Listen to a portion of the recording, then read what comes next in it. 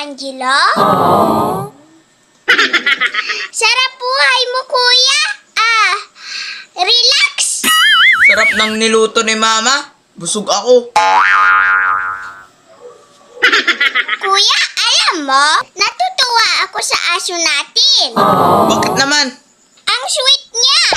Bakit naman ang sweet niya ay aso yan? Kasi nung umupo ako sa upuan, dinilaan ako sa pisngi. Para yun lang. Sweet na. Yaks. Tapos yung kasama niya kanina, na aso, dinilaan din niya. Siyempre, nililigawan niya yun. Nung umihi, dinalaan din niya. Ganun talaga mga aso. Mahilig dumila ng kung ano-ano. Minsan ginagaya ng tao. Mahilig na din dumila. Kaya nga, kuya.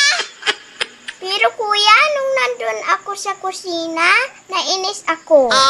Bakit ka nainis? Kasi yung linuto ni mama, na merienda ko, dinilaan din niya. Eh, anong ginawa mo? Di ko na lang kinain. Oh my Saan mo god. nilagay?